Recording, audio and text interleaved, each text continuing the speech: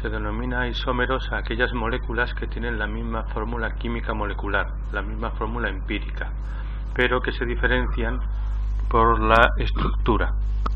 Dentro de los monosacáridos podemos distinguir dos tipos de isómeros, los isómeros de función y los isómeros espaciales o estereoisómeros. En los isómeros de función la diferencia es la función que puedan tener, que puede ser aldehído o cetona. Así, las aldosas y las cetosas son isómeros entre sí. Una aldeotriosa, como el gliceraldehído, es isómero de la cetotriosa, que es la dihidroxiacetona, ya que presentan distinto grupo funcional.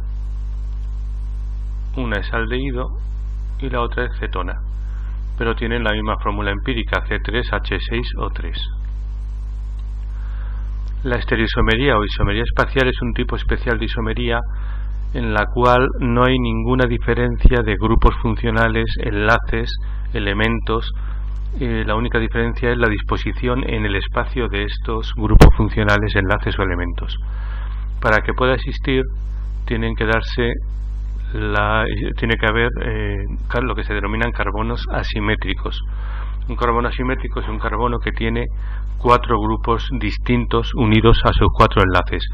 Como recordamos que los carbonos tienen una estructura tetraédrica respecto de sus enlaces, la disposición en estos vértices del tetraedro puede ser distinta y las dos posibles disposiciones de los vértices del tetraedro de la configuración de un carbono asimétrico da lugar a dos isómeros espaciales o estereoisómeros. Para representar esto en la fórmula lineal se utiliza lo que se denomina la proyección de Fischer. En la proyección de Fischer se ponen encima y debajo del carbono asimétrico los grupos que estarían hacia detrás del plano, hacia la parte de atrás, y a derecha e izquierda los que estarían hacia la parte de delante, dando de esta forma en una proyección plana la idea espacial del carbono asimétrico. Esta isomería especial o estereoisomería puede ser de varios tipos. Cuando tenemos imágenes especulares de una molécula, esas imágenes especulares se denominan enantiómeros. En ellas todos los carbonos asimétricos, todos están dispuestos como en una imagen en el espejo. La molécula difiere en todos ellos a la vez. Por ejemplo, en esta glucosa que tenemos aquí, serían asimétricos el carbono 2, el carbono 3, el carbono 4 y el carbono 5. Todos ellos están en la imagen especular dispuestos al revés. Los estereoisómeros que no son enantiómeros se denominan diastereoisómeros. En los diastereoisómeros la diferencia es en uno o varios carbonos asimétricos, pero no en todos. Y dentro de ellos son importantes los denominados epímeros, que se diferencian exclusivamente en un carbono asimétrico, como los dos que tenemos aquí, que son la glucosa y el otro creo que es la manosa.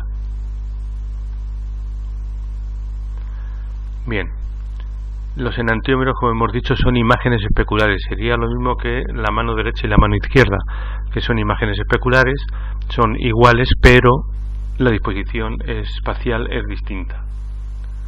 Así, por ejemplo, en una tetrosa tenemos la D-aldotetrosa y la L-aldotetrosa, en la cual cambian todos los carbonos asimétricos. Las formas D y L se refieren al último carbono asimétrico, de forma que cuando este último carbono asimétrico tiene el OH hacia la derecha es una forma D, cuando tiene el OH hacia la izquierda es una forma L. Naturalmente, los enantiómeros, uno va a ser obligatoriamente forma D y el otro va a ser forma L. El número de carbonos asimétricos depende del tipo de monosacáridos. Por ejemplo, en las aldopentosas hay 3 carbonos asimétricos, en las aldoesosas hay 4 carbonos asimétricos. En las cetoesosas, sin embargo, hay 3 carbonos asimétricos por la posición del grupo cetona en el carbono 2.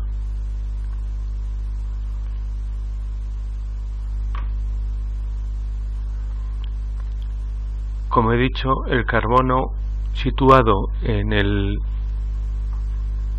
último carbono asimétrico, es el penúltimo carbono de la molécula, pero último carbono asimétrico, es el que sirve para diferenciar dos series de monosacáridos, que son la serie D y la serie L. En la serie D, este último carbono asimétrico tiene el OH hacia la derecha, en la serie L lo tiene hacia la izquierda. Naturalmente, dos moléculas enantiómeras son obligatoriamente una de la serie D y otra de la serie L, y reciben el mismo nombre, por ejemplo, D-glucosa y L-glucosa, o sea, los dos, la forma D y la forma L enantiómeras, tienen el mismo nombre y solamente se diferencian en el prefijo D o L. Lo importante de esto es que la gran mayoría de los monosacáridos que aparecen en la naturaleza son formas D. En el caso de los epímeros, por ejemplo la glucosa y la galactosa, la diferencia es en un único carbono asimétrico. La D-glucosa y la D-galactosa son iguales salvo en la disposición del cuarto carbono asimétrico. Bueno, nos quedan algún tipo más de estereoisomería o de isomería espacial. Un tipo es la isomería, lo que se denomina isomería óptica. Esta isomería queda aparte de las demás, porque los isómeros ópticos lo que nos indican es hacia qué lado desvían la luz polarizada cuando están en disolución. De esta manera, si yo tengo un haz de luz polarizada, la luz polarizada es la luz que vibra en un solo plano porque ha pasado por un polarizador, por una rejilla. Esta luz, al pasar a través de una disolución de un azúcar disuelto, se puede desviar hacia la derecha o hacia la izquierda. Esto no tiene nada que ver con D y L, es independiente. Si se desvía hacia la derecha se dice que es un isómero destrógiro, y si es hacia la izquierda será levógiro. Se pone el destrógiro como más y el levógiro como menos. Pero esta isomería óptica está totalmente aparte de las otras y no la vamos habitualmente a utilizar, pero hay que saberla. Bien, aún nos queda una isomería muy importante, que viene dada del hecho de que los monosacáridos en disolución no están en la forma lineal con la que les hemos representado hasta ahora, sino que están ciclados. Y están ciclados porque aparece un enlace denominado hemiacetárico entre el grupo carbonilo y el grupo hidroxilo del penúltimo carbono. O sea, un enlace entre ese grupo carbonilo y este grupo hidroxilo del penúltimo carbono. Aquí está señalado cómo el hidrógeno de este grupo hidroxilo pasa al oxígeno del carbonilo y el oxígeno del hidroxilo se enlaza con el carbono del carbonilo. De esta manera, la proyección de Fischer que hemos manejado hasta ahora, cuando se cicla el monosacárido, pasamos a lo que se llama proyecciones de Haworth.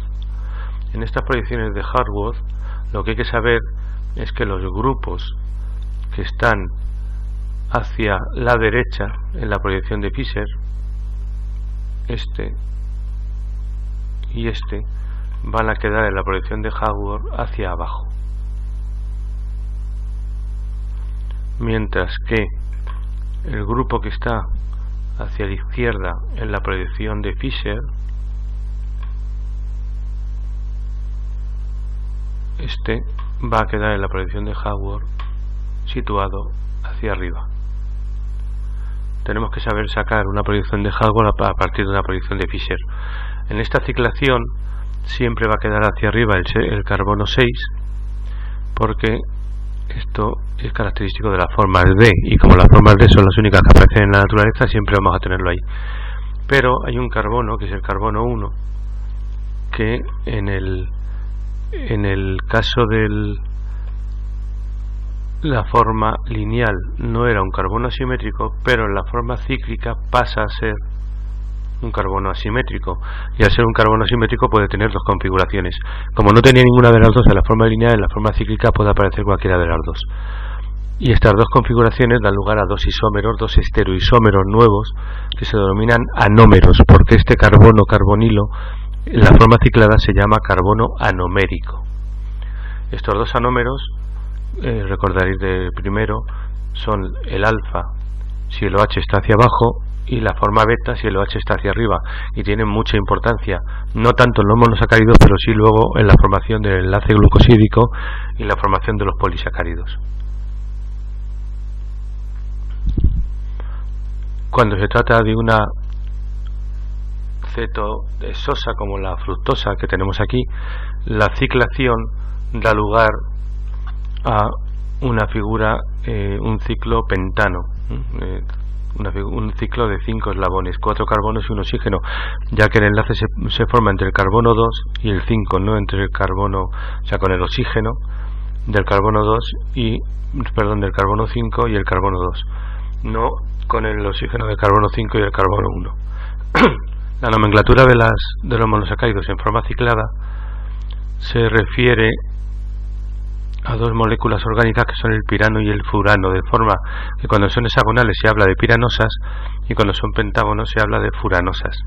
Por ejemplo, en la fructosa sería alfa, ya que tiene el OH hacia abajo, D, esto lo vemos en el carbono 6 que está hacia arriba, fructo porque es fructosa y furano porque viene del furano, furanosa. En el caso de la glucosa tendríamos la de arriba sería alfa D glucopiranosa porque se parece al pirano, y la de abajo beta D glucopiranosa. Aquí tenemos alfa D glucopiranosa, beta D glucopiranosa. En las aldosas el enlace es hemiacetálico, como hemos dicho antes. En las cetosas el enlace se llama hemiacetal. Es ligeramente distinto puesto que se trata de una acetona, no de un aldehído, pero es muy similar. Bien, por último, los monosacáridos de los cuales tenemos que saber algo son las triosas, gliceraldehído y hidroxiacetona, formas de gliceraldehído. La hidroxiacetona no tiene forma de IOL porque no tiene ningún carbono asimétrico. Simplemente saber que son abundantes porque son intermediarios aparecen en la glucólisis. De las tetrosas, que tienen 4 átomos de carbono, no hay que saberse ninguna. Las pentosas tienen 5 átomos de carbono y son importantes la ribosa y la desoxirribosa, que son aldosas, porque son constituyentes de los nucleótidos. Y luego en las cetopentosas la D-ribulosa, que nos va a aparecer en la fotosíntesis porque es el compuesto al cual se incorpora el dióxido de carbono. Exosas, la glucosa, que es el glúcido más abundante, su función fundamental es función energética directa, es el combustible que utilizan las células, aparece en forma de glucopiranosa y aparece en sangre en concentración de 1 gramo por litro, también aparece en la uva, por ejemplo, da un sabor especial.